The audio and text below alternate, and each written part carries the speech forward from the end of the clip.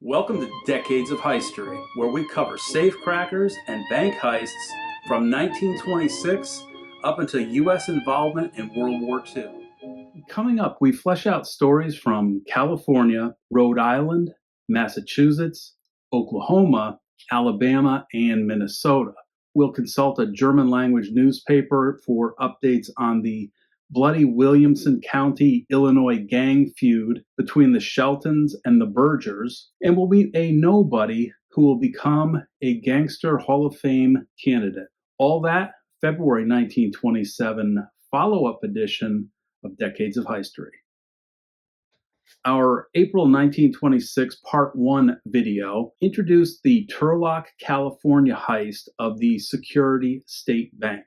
It was perpetrated, according to information at the time, by, quote, two young men, end quote, who cleverly posed as bank examiners. They entered the bank about 3 p.m., right before the bank closing, handcuffed 3 employees and 1 customer to a bar on the floor, and fled with approximately $14,000.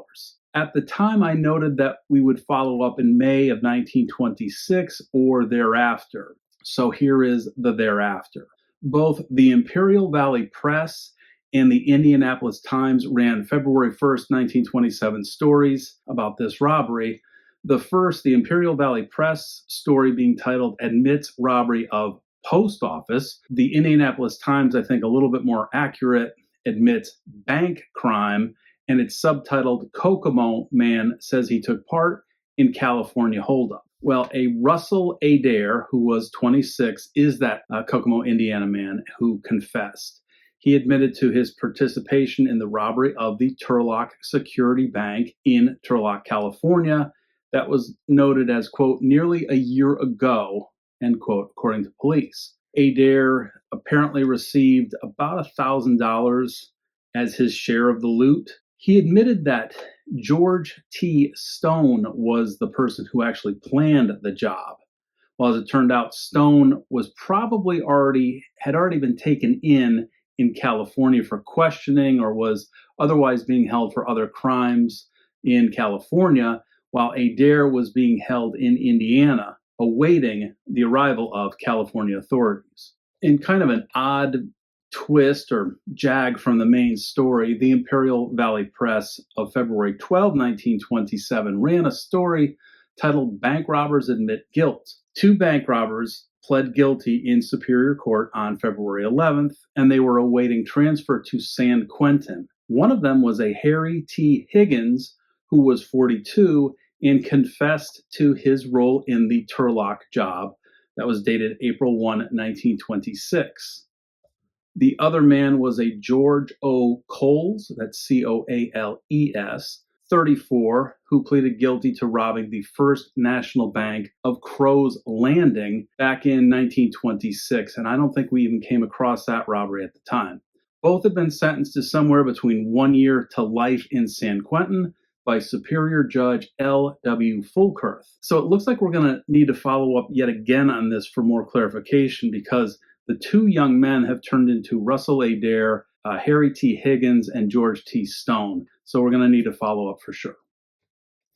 And again, we go back in time to revisit the Phoenix Trust Warwick, Rhode Island heist that we covered back in the April 1926 Part 2 episode. We then subsequently followed up with updates in December of 1926 in that Part 2 video as well. In summary, on April 2nd, 1926, quote, the most daring bank robbery in the history of Rhode Island was staged, end quote, by 4 masked robbers. They entered the bank, revolvers drawn and leveled at numerous patrons and employees, and shouted, "Throw up your hands." They were leisurely, which reads as professional and competent, in scooping up all the cash, which totaled somewhere between $15,000 and $20,000. But then they got away, and we didn't learn anything else until December 1926 and that follow-up video. At that point, the amount stolen was reckoned to be closer to $26,000, and a John Gilbert Miller had been arrested for his role in the heist. In addition to Miller, a Miss Elizabeth Kelso was also arrested while she was waiting tables in a New York City restaurant. Well, that saga continues, and we pick it up with the New Britain Daily Herald that ran a February 2nd, 1927 story simply titled Jury Disagrees. A John Gilbert was facing his second trial for his role in the Phoenix heist. In his first trial, John Gilbert Miller, clearly also known as John Gilbert, but also known as Whitey Miller, ended with no agreement by the jury, or what I think we would call a hung jury. So the case went to a second trial. However, the jury wasn't able to agree yet again, and so John Gilbert Whitey Miller apparently was still in limbo. So we'll add this story to that of the Turlock, California story above, and continue to watch for news and updates. And speaking of old stories, and one I honestly thought we were through with, here come yet again Sacco, Vanzetti, and Celestino Medeiros. We've addressed various portions of the Celestino Medeiros story in the July, August, September, and October 1926 episodes. And frankly, the Medeiros angle is pretty simple. He was involved in the Wrentham National Bank robbery back in November of 1924, during which he shot and killed, quote, aged cashier, end quote, James A. Carpenter. Medeiros was sentenced to the electric chair and was set to die on September 15, 1926. However, the August 1926 episode covered that Massachusetts Governor Allen T. Fuller had denied Medeiros clemency, but Fuller was interested in the statement that Medeiros had written about Sacco and Vanzetti, who'd recently been found guilty but had yet to be sentenced. September 1926's video provided tons of details and more specifics about the supposed actual robbery that was attributed to Sacco and Vanzetti, the famous Rice and Hutchins shoe factory payroll robbery. I noted that we shouldn't hear more about this saga at that point, which is handy because October 1926's episode could have been a motion picture in terms of material details.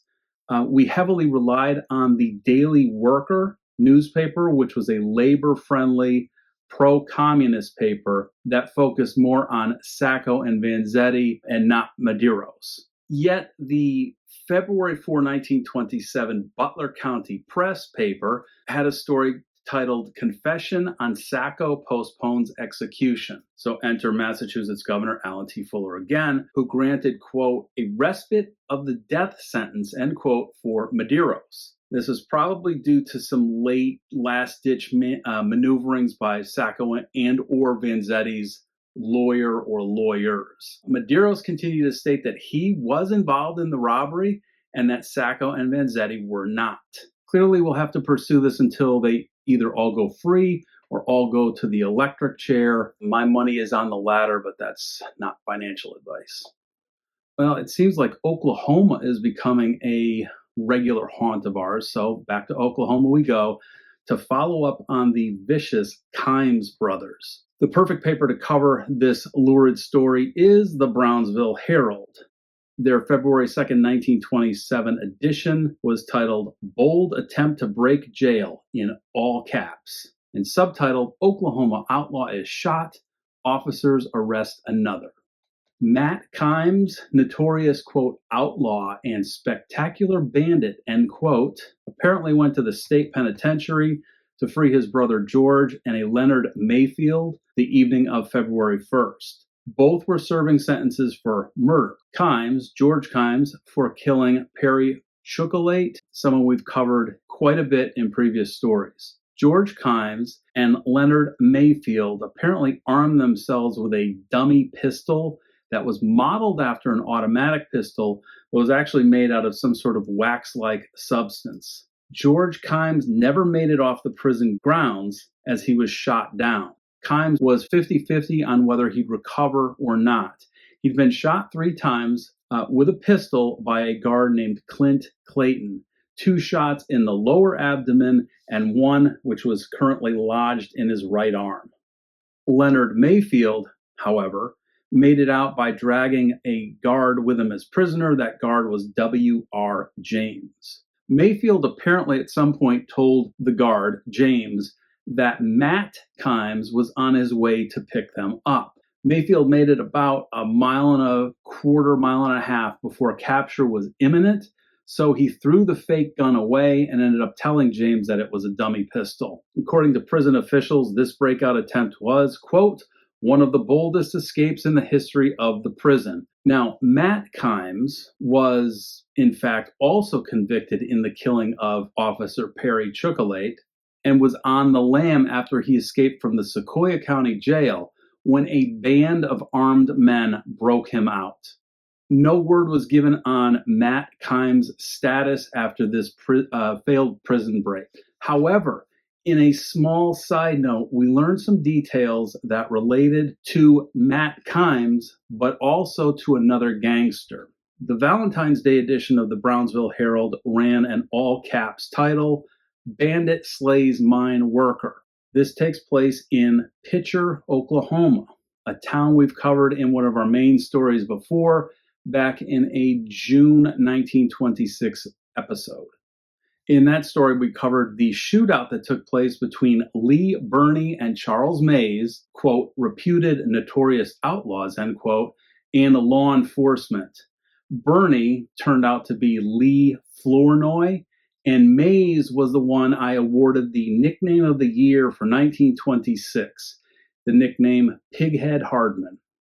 They both died on the streets on June 7, 1926, during that shootout. They'd been wanted in, I believe, at least four states for bank robberies and other various crimes.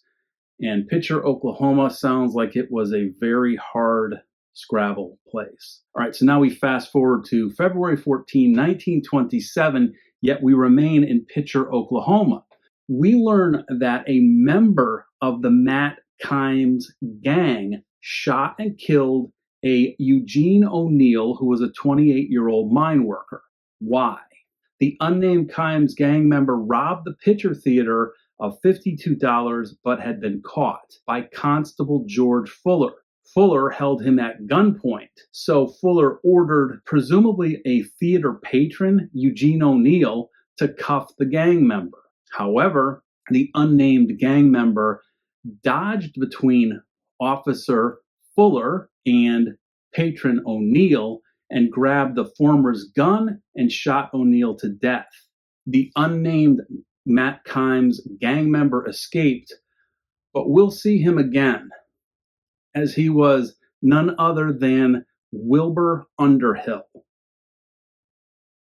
Okay, now that's a lot of excitement for one video, but let's keep it rolling by heading back north to the frozen tundra of Minnesota and a fittingly cold weather paper. This time, the Seward Daily Gateway out of Alaska, in its February 1, 1927 edition. Down on page 3 was a story squeezed between an ad for a building supply store and an advertisement for much-needed Long Johns, was titled, Fewer Bank Lootings Credited to Rangers. Out of St. Paul, Minnesota was an Associated Press story that noted Minnesota's county ranger units had a successful 1926 in terms of reduced bank robberies. The story explained the tactics and results throughout the state and kind of did a retrospective over the last 4 or 5 years. And we've covered much of the success of the Minnesota County Rangers recently. We also covered the Rochester, Minnesota heist that happened on December 4, 1926. So for a quick follow-up, we turn to the Bismarck Tribune and its February 28, 1927 edition, which ran an AP story as well, titled, Man Believed One of Rochester Bank Holdup Gang Held. So we finally have a second name to add as a potential robber. John Schinner, Schinner, Crawford, was allegedly involved in the heist of the Olmsted County Bank, which resulted in $30,000 being stolen and 2 police officers being shot. He'd been arrested the night before this edition ran, And during the story, they noted that his criminal record went back to 1902. That would be a quarter century of crime. We'll certainly follow up on Crawford and the Rochester, Minnesota heist story as more details become available. And now for the follow-up, Pièces de Résistance, involving 10 papers, including 2 languages and 2 alphabets. We go back to Southern Illinois, and we pick up on the story of the Shelton Berger gang feud. To start off, we turn to the Douglas Daily Dispatch from February 4, 1927, and its front page AP story titled, Shelton Brothers Trial for Mail Theft Near End in Federal Court. It turns out that 3 Shelton brothers had been charged with the $15,000 mail theft near Collinsville, Illinois. And there was a star witness to help the government's prosecution. It was none other than Charles Berger himself. Berger had been holed up in Quincy, Illinois in a federal building and had been promised immunity for, quote, outside legal complications, end quote, something to remember. Presumably for Berger's sake, that included a murder charge. The sheriff of Franklin County, Illinois, was at that time trying to serve him with a warrant. The next day's edition of the Indianapolis Times picked up the story with a title, Gang Peace Expected, and it was subtitled, Conviction of Shelton Brothers Leaves One Group Leaderless. The story noted that Williamson County, Illinois, was gaining some relief from the gang war of extermination between the Sheltons and the Bergers that led to the county's nickname, Bloody Williamson. It seemed that the conviction of the 3 Sheltons would essentially turn control of the illicit and illegal liquor running business back directly to Berger. And the UP story's author seemed fine with that. That same day, the Douglas Daily Dispatch ran a different AP story with many more details and some very nice photos of the lads. It turns out that Carl, Earl, and Bernard were indeed found guilty, with their wives there on hand in court, and immediately filed motions for a new trial, with arguments for the same to be heard on that coming Saturday. Contributing to their sentences were an assault with a deadly weapon on mail messenger James Matthias and some other charges that were related to the fencing of stolen items. For their efforts, each Shelton received 25 years courtesy of, at least in part, their main opponent, Charles Berger, aka the Emperor of Harrisburg. Now here's a spectacular twist. The Sunday Star's February 6th edition ran an error-riddled story that did add some good details. Among them, that the Sheltons were then being held in the Adams County Jail during the trial, and that they were headed to Leavenworth. Berger, apparently after having been moved from Quincy, was being held in the Springfield, Illinois jail for at least a portion of the trial, and was going to be removed to Bloomington, Illinois, post-trial.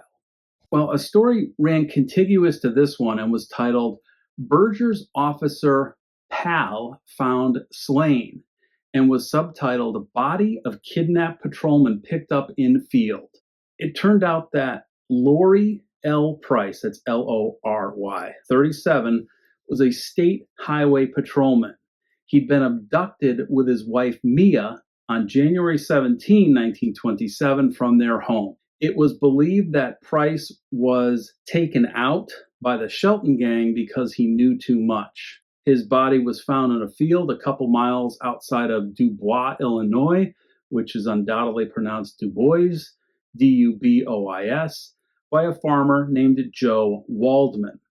Price's remains were replete with 2 bullet holes in the abdomen and shoulder. There was evidence that he'd been gagged. When police arrived, they must have turned him over and found 7 additional bullet holes in his back and a total of 6 in the front.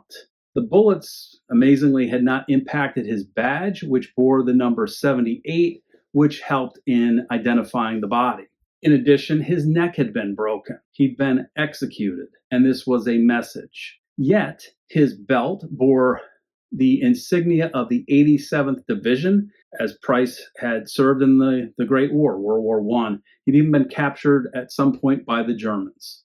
Now, where does the PAL part of the equation come to play, where Berger, gang leader and criminal, and this World War I veteran and police officer are somehow friends. Well, Officer Price frequented the Berger gang roadhouse often. He was the last man to leave Shady Rest Roadhouse back on January 8, 1927, before it was dynamited and shot up.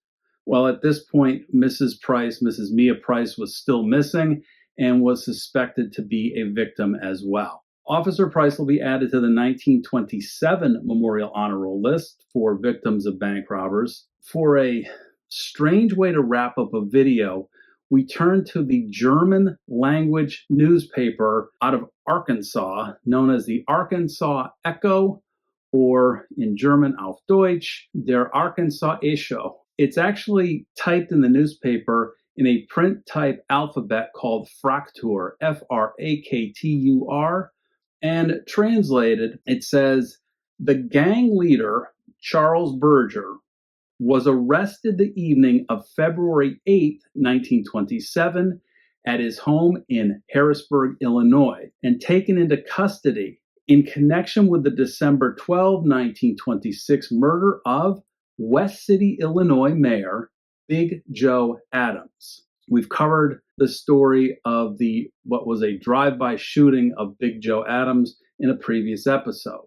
Apparently, and clearly due to a connection between Berger and the sheriff, the latter soll im erlaubt haben, ein Gewehr und eine Pistole mit ein seiner Zelle zu nehmen, or is said to have allowed him a rifle and a pistol in his cell. So that is a bewildering end to this edition of Decades of History.